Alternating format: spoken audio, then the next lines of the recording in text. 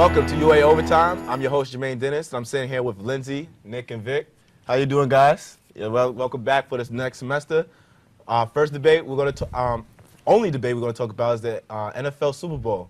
You know, the Super Bowl Sunday coming up, February 5th. Patriots and Giants. First topic we're going to talk about today, guys, is the better quarterback. Who do you think is the better quarterback in this game? I'm going to go with you, Nick, first. All right. Well, even though Tom Brady has surpassed Dan Marino's passing record this season and has thrown 10 more touchdowns than Eli Manning, I have to go with Eli Manning this time.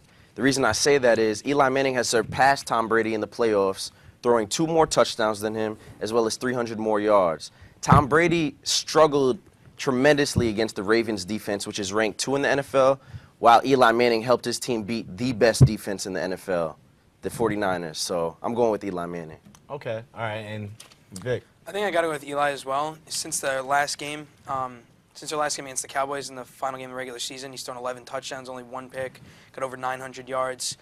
He looks so comfortable back in the pocket. Before they played the 49ers, they were barely getting to him behind the line, so I got to go with Eli. They were barely getting to him? Before the 49ers game. Oh, before the 49ers game. Oh, okay, all right. I'm sorry for not. All right. Go ahead, Lindsay.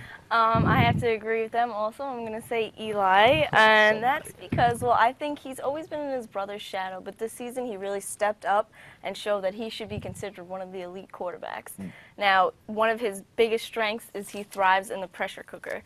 Like when the game is on the line, even if he's played not so great up to that 4th quarter, on that last drive, you know that he's going to score a touchdown and win it for his team. So I got to go with Eli. You wouldn't think that Tom Brady could do the same thing? He's never proven to you that he's been a comeback kid. He's proven that, but I mean, stop living in the past. I mean, all Patriots fans are living in 2006. What has Tom Brady done since then to make you feel like he has it? He has what it takes to win. Regular season players don't win championships. Well, if you think about it, think about the past and how great his defenses were. And what he's done with the team that he's have right now. His receiving core is good, it's solid, but not like of the past. Not when he was the best team in the league and they went 18-0 before they lost to the Giants that last game. Before they lost to the Giants. Right. We know the difficulties that Tom Brady has. He's happy feet. But I would really give it to Tom Brady before I give it to Eli Manning. I mean, he's just proven to us time and time out. You know, last game he did. The only thing that Brady proves is that he makes players around him better. Exactly. Okay, but that doesn't mean that he is a better quarterback. He just makes his players surrounding. I wouldn't go as far as saying Eli is a better quarterback, but that's just like the argument with Kobe Bryant and LeBron James. Who are you picking right now? Right now, I'm picking Eli Manning. Brady's definitely proven it. Like, we've seen it. Brady's Brady. Like, there's no questioning it. It's right now. Eli he looks so comfortable. He looks so good with his wide receivers. Yeah. That's what it comes down to. Yeah, well, you know, Victor Cruz has been a good addition to his team, the Eli. But I don't know. And I guess you could say the Gronkowski, he's hurt or what have you, so we don't know if he's going to be able to perform. We wouldn't even be having this discussion if the Ravens might have not choked. But you can say the same thing with the 49ers and no, because it goes either way. Man, Nate Williams but fumbling twice on a punt return. Essentially, though, Tom Brady would have lost the game. They wouldn't even scored that touchdown. Think about it. The knee, when it hits his knee, they wouldn't have even scored the touchdown because that's the touchdown that put them to tie it for them to go to overtime. Right. I think that you can say both that they had great breaks that helped them win the game, but then again, I don't think I'm going to see Tom Brady perform like he did against the AFC Championship defense. Like you said, Baltimore is second ranked. The Giants defense, they have a great pass rush, but their defensive backfield is abysmal.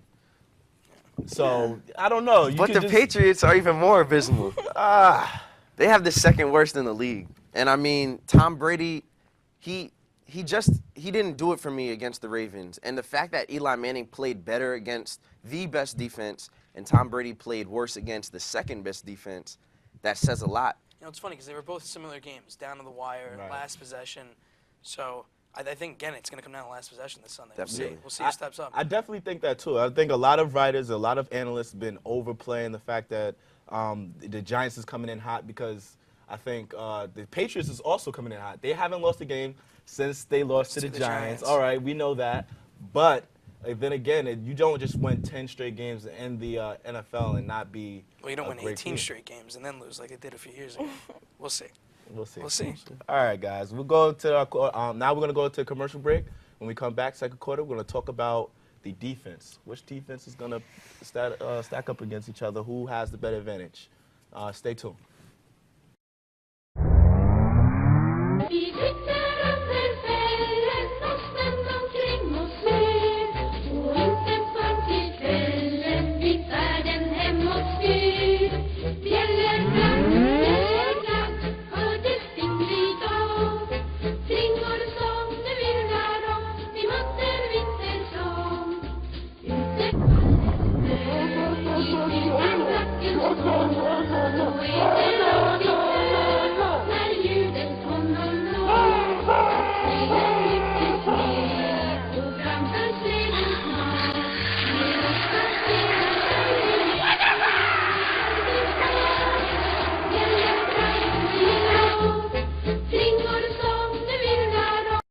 All right, guys, welcome back to UA Overtime. We just had our first quarter debate. We're going to go to our second quarter debate for the Super Bowl edition. We're going to talk about the defenses of the Patriots and the Giants. I'm going to go with you. I'm going to go with you first, Vic. Who do you have as the more effective defense in this game? I think it's definitely the Giants. Both defenses, in my opinion, are not as good. I mean, Ravens and Niners, like they rip them to shreds in terms of defense, but it's definitely going to be an offensive game. But that front line of the Giants, Jason Pierre-Paul, Justin Tuck, if they can get behind the offensive line and disrupt Brady back there, it's going to be awfully hard for him to hit those weapons. If they get Gronkowski's not as mobile with that high ankle sprain, so we're going to see how effective he's going to be. The Giants wide receivers, they've got Nix, Cruz, Manningham. I think it's too hard for the Patriots to cover them. Lindsay, what do you think? I got to agree. I think it's no surprise that the Patriots have one of, if not the worst, passing defense in the league. So they've surrendered 411 yards per game, and no previous Super Bowl team has allowed more than 358 prior. So I think that it's definitely going to be the Giants' defense better. Okay, and then Nick? I mean, it's no secret. Of course, I'm going with the Giants' defense. I mean, when you have a defensive scheme called the NASCAR scheme where you're sending 4 defensive ends at Tom Brady at a time, you're going to sack him at least 5 times. And he got sacked 32 times this season. And in 2007, when the Giants beat them in the Super Bowl, he was only sacked 21 times. They got to him 5 times then. So imagine how many times they're going to get to him now. All right. Well, I'm going to say this, and then you're right about the NASCAR defensive line. I know they can just get after it. But the game plan of the Belichick, I think he's going to neutralize that NASCAR. Everybody knows it's coming. And I think what we see in the NASCAR, and it only comes out, is 3rd and longs. They do not come out. It's not like it's first down and they're out. They have their regular defensive tackles in the game trying to control the run. And if the Patriots could start off a good running offense, like they have shown in the Ravens, actually that was their key to their offense against the Ravens, where they had Ben Jarvis, Green Ellis running for them, and Woodhead or what have you. So I don't know. Patriots might neutralize that front 4 trying to get off the ball as quickly as they have. I think in it's the the fact past. that Bradshaw and Jacobs, they've combined for about 330 yards in these 3 games. They've really stepped it up. Jacobs had not been playing, like even average the entire season. Now he stepped it up, and him and Bradshaw in the backfield. I think that's going to be even harder now for the Patriots to stop. It's not just the passing game. Right. So that's another thing. And then, of course, the Patriots, they have a difficult task of trying to stop the Giants' offense with Victor Cruz, and you have Manningham, and of course Hakeem Nicks, who's been coming into this playoffs, been lights out. Doing their thing. He's been really playing really hard, and he's been playing excellent. And I mean, don't forget, Tom Brady's worst passer rating came against the Giants in Week 9, their last loss. So we're gonna see. We're gonna see. What do you think about Jason Pierre-Paul's comments, though? That he's in Tom Brady's head. Yeah. I mean, I believe him. I wouldn't lie about. I wouldn't lie about that if I was Jason Pierre-Paul. But I think they should talk a little less. Yeah. Because I think they've remember been talking a last lot. time in the Super Bowl when Burris said they're only going to score about 17 points, and Brady just laughed and was like, okay.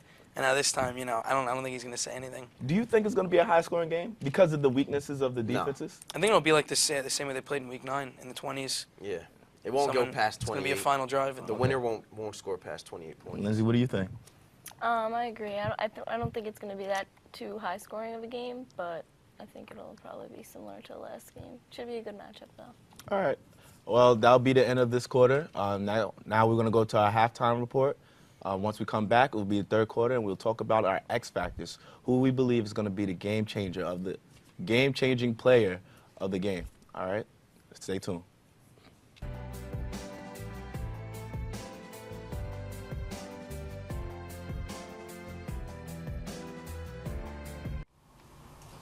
Oh man, I'm so hungry. I know, there's nothing to eat in here, man. Dude, I'm starving, bro.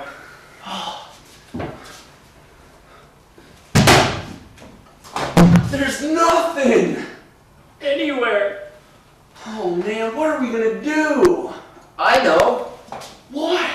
Let's turn on dorm room dining on ATV. What's dorm room dining? Dorm room dining? It's this great show. They have all these recipes that you can make right in your own dorm. Let's go! Let's go watch it, come on!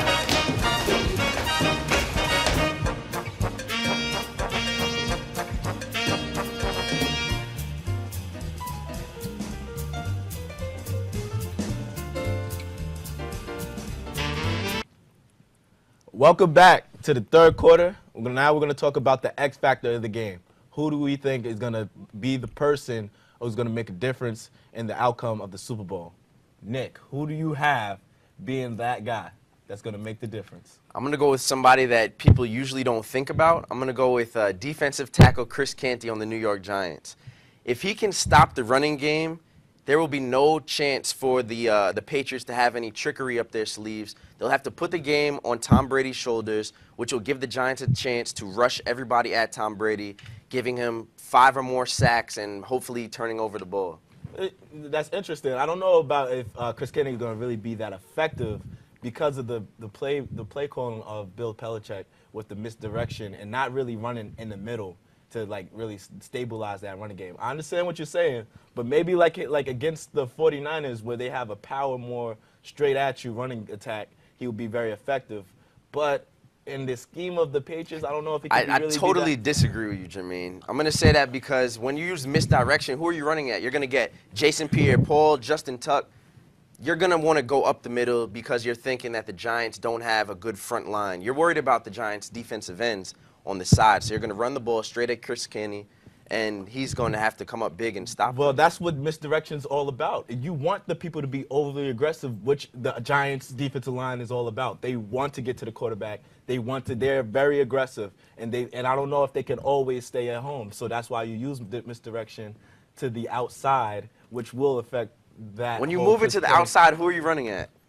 You're running at the quarterbacks at the Giants. You're not running at the defensive ends. Yeah. If you have a misdirection, the defensive end is their decision. Do I get the running back or do I play for the quarterback? Am I going with the flow or I'm staying at home? It's about discipline, and I don't know about the aggressive. The way that Justin Tuck, Jason Pierre-Paul has been talking in the media about how they're going to get after it. I don't know. I Especially feel like those ends are fast enough to come on the outside and catch him, but we'll see. We'll see. All right, go ahead, Lindsay. Who do you Well, have? all this talk, Jason Pierre-Paul, I'm going to have to pick him as my X factor. This guy is the one consistency on the Giants defense. He's had 16.5 sacks this season. And not only that, but he's had 29 total hits on the quarterback. That's 19 more than any other player on the team. This guy's good. Yeah, Jason Pierre-Paul is definitely good. He's down, get at the quarterback type of guy. He pushes the defensive tackle off the line, and he's very aggressive. But like I said, the misdirection run game, I don't know. It might be effective. Who do you have? It definitely does start with the defense, Canty, Tuck, Pierre-Paul, all that. But I think it's the Giants' receiving core as a whole, which is going to be the X factor. You got Nix, you got Cruz, and now Manningham has come out of nowhere. Cruz hasn't even gotten in the end zone yet. So he gets in that end zone. I don't know what the Patriots are going to do. Nix is over 300 yards in 3 games. Cruz is over 200. Now Manningham's catching touch. I mean, this offense looks really too hard for the Patriots to cover. I think they're going to be confusing them. I think they're going to be all over the place. Yeah, and I do agree with you on that because the Patriots' defensive backfield has been atrocious. The only player that has more than 3 intos is Kyle Arrington with 7. Everybody else is 2.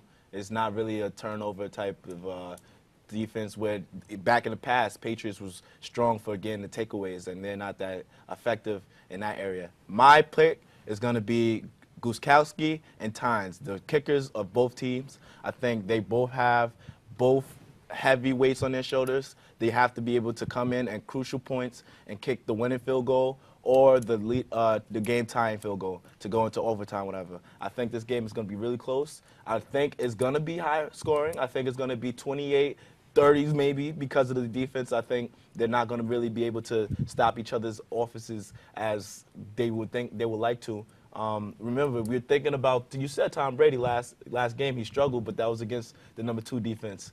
This is a Giants defense that's struggled tremendously on the pass, and their defensive backfields always struggle against great receiving cores. The Giants have held their opponents to an average of 13 points this postseason. They held the Falcons to 2 points, which did not come off offense. It came off a safety. You're right. The Giants have been excelling in the postseason, and I keep going back. Regular season doesn't matter after week 16. It really doesn't. I think what helped that average, though, was that 2 points the Falcons scored. I think Ryan froze in that game. He proved himself the entire year. That offense is very high-powered. I think they came out so flat, and there was nothing they could do to get back in that game. They just kept trying to pass and pass and pass. It wasn't working. They did let up a lot of points to the Packers, and I think that was probably the hardest team they had to stop in terms of offense. Right. And then if you think about it, the San Francisco 49ers, they have great weapons, but who is their deep threat? You know, they have that struggle with stretching the field out, and that's why the Giants' defensive backfields, DBs didn't have to worry about that deep threat. And when they fell asleep, you seen Vernon Davis running down the sideline with 2 touchdowns. Vernon Davis So did do it. you have Wes Welker, you have Deion Branch, you have Gronkowski, who's going to come into this game. Maybe Ocho Cinco. You never know. Ocho Cinco might score a touchdown. Ocho Cinco might make a career comeback. You never know. T.O. might be on the field. Who knows? I don't know. But all I know is the Giants' defense has stepped up big. I really feel like that whole defensive core is ready to get at Tom Brady. Bill Belichick should be scared. Tom Brady should be scared. But, I mean, at the end of the day, he still has a supermodel wife, so, hey, I'm mad at the guy. All right, now we're going to go to a fourth quarter debate, which is going to be our picks for the game. I think you can tell from the gist of people's arguments who they're going to pick. But we're going to wait till the fourth quarter to actually announce that. Stay tuned. That was Great on me. To be or not to be. He and she, they cannot see. So,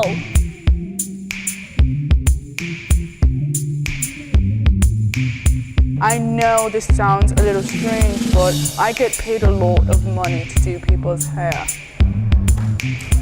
That we should be together.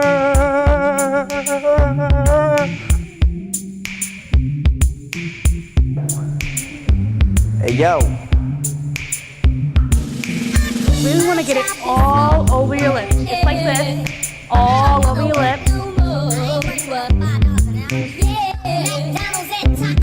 Powder every inch of your face. I don't need them to leave. I don't need them anymore. I'm just, and I would love to be a makeup artist.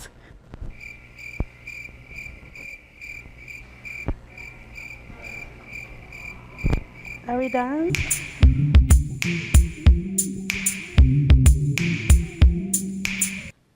All right, welcome back. And now we're going to go to our fourth quarter debate where we're going to pick who's going to win the Super Bowl. I think I know who Nick is having, but we're going to start with Lindsay. Lindsay, go ahead.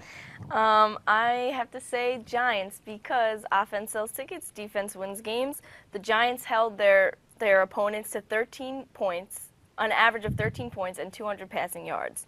And not only that, but the team that wins this game is going to be the one that forces a turnover. And I think with Jason Pierre-Paul, there's no way that Brady's going to be able to have a perfect game. Pierre-Paul is going to get to Brady, force a turnover. Giants are going to recover, and they're just going to run away with this one. So I got to say the Giants. All right. And go ahead, Vic. I'm picking the Giants, but I would not be surprised if they lost. I don't think there's an outright favorite to this game. The Patriots are favored in terms of spreads. This Giant team, it looks like one of those teams of destiny, as we've talked about. Right. But, I mean, they only played the Patriots once this season, and they've had enough time to study. They've had 2 weeks to be in the film room. So I'm picking the Giants, but if the Patriots win, I'm not going to be surprised at all. You know what? The Giants is the stronger team, but like you said, they had 2 weeks to study. I'm going to pick the Patriots. Because of Bill Belichick, I know he could come up with a great scheme to throw the Giants off for the first half. The second half, we know that Eli is the comeback kid, but let's not forget, in the season, the Giants gave up 135 points in the fourth quarter.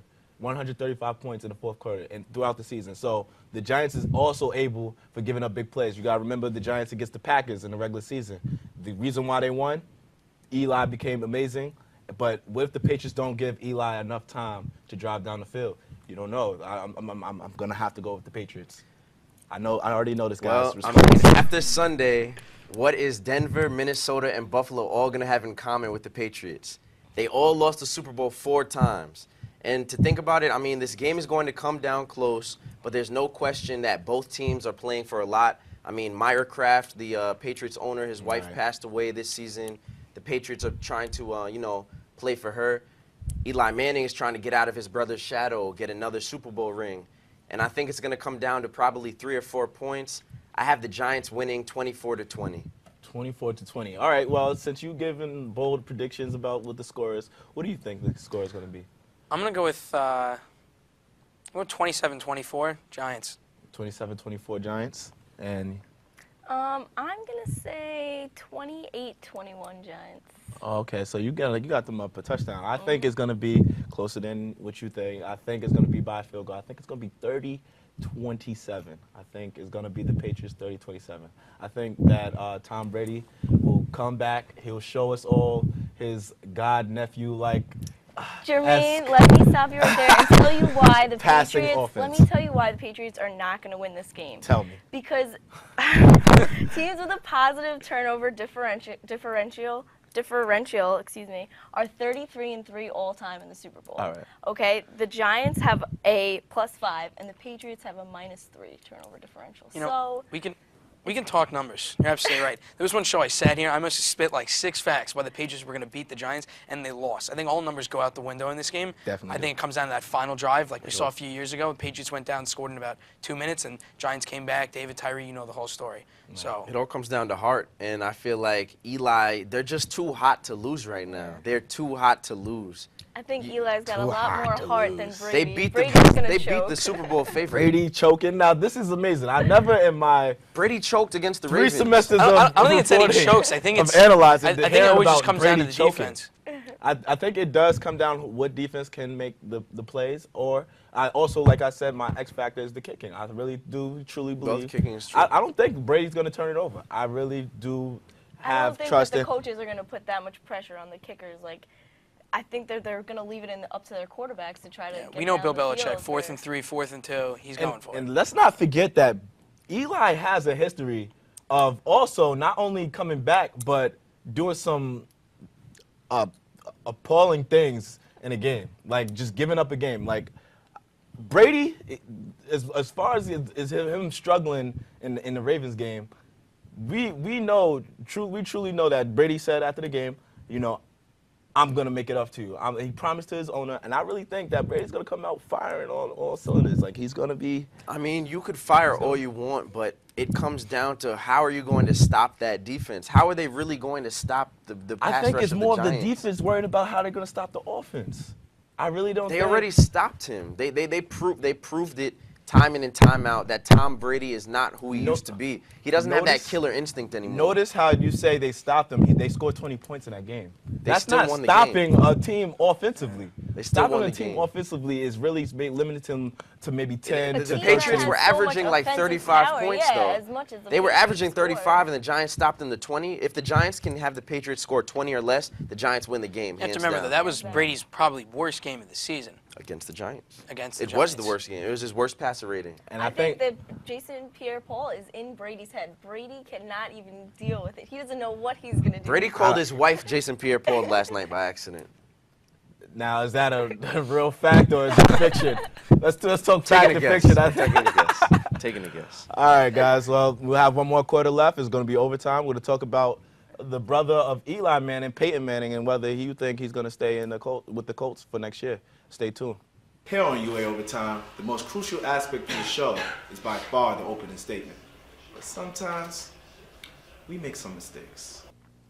That's some big hopes. I see what you start over. Marcus Russell has enough gas to get to the trailer park to buy his new place. I screwed up. Oh my God! Yeah, Jamarcus Russell's new trailer is gonna look. It's gonna look weird with it. Can we start over? I'm sorry. I'm an idiot. See, this is what happens. Nah, do it over. Yeah, no, that's a This is do-over. what happens when you just keep talking about it before it happens.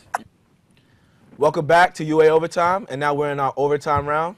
We were talking about the Indianapolis Colts and whether Peyton Manning is going to stay as a Colt or move on to another team. Lindsay, what are your thoughts? I think the owner, Jim Irsay, is saying it's not about the money, but the thing is, it's always about the money. Really? And if it were me making a team, I would say, let's go by skill. And based on skill, there's no one else that I want on my team than Peyton Manning. I will build a team around this guy. He is arguably one of the best quarterbacks in the league. Definitely build a team. I don't know, build a team. He only got like about 2 years left with his neck and his whole recovery. But Nick, what do you think? Well, I mean, honestly, the way that the relationship between Irsay and Peyton Manning are going, it doesn't look like he's going to stay there. They owe the guy $28 million if he does come back. So, I mean, even though it would be a smart decision to keep him to help groom Andrew Luck, who they most likely will draft, groom him into a great quarterback, I think they're going to deal the guy out, deal him maybe to the Jets, pick up a first-round draft pick and maybe Darrelle Revis. You never know, to make the Colts defense a lot better and to make the Jets offense a lot better as well. So there might be a great deal going on over there. And then just kick Mark Sanchez to the curb. That sounds great. Vic, I know Vic, that hurt his heart. that It went to his hurts. stomach. But what do you think, Vic? Look, it worked for Montana and Steve Young. It worked for Aaron Rodgers and Brett Favre to bring in the backup. I don't understand what they're thinking. Why not draft the best player in college football, which is Andrew Luck, put him behind Peyton 2 or 3 years, and then bring him in? People already say he's going to be amazing. Why not draft him? I don't understand. Before Peyton Manning came, Indianapolis, they were irrelevant. Past 10 years, he's put them on the map. Right. And the fact that they're just going to, trade him away like this, he built that city. Definitely. That's his stadium. Yeah, they definitely call it the building that Peyton built. Yeah, that's what they call it. But what I really think about this whole ordeal is that the last few weeks with Jim Irsay and Peyton Manning talking through the media and not even having the decency to sit down and have a civil conversation is striking. And I don't think that Peyton Manning is going to continue to be a Colt for very long. I would like to see him go to the Miami Dolphins, which is a team that's resurging. They got a new coach. And also the Jets, like you said. They have some talent there. And, Peyton Manning, his personality can fit right in New York. Him and his brother duking it out in New York. As a Jets fan, I'd love to see that. I just think it's a little insulting that they're going to give him away like this. Yeah, he's still got good years left. Hall of Fame quarterback, and he's definitely have good years. They said that his 2 doctors that cleared him said that he's good enough to go. And one of the doctors actually said that he would tell his son to do it. So if you're going to give that type of confidence and validity to a statement, I think that Peyton definitely does have some years. We've behind seen him. it before, though. In pro sports, there is no such thing as loyalty. It all boils down to what does the owner think is the best choice for him.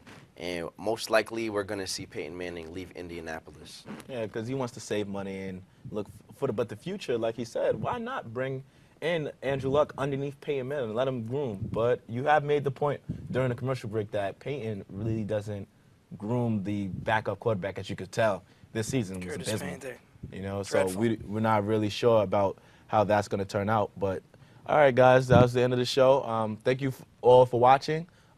You can follow us on atvalbany.com. We have our show placed there, and you can watch us on Channel 16 on campus. See you later, guys. Fire D'Antoni.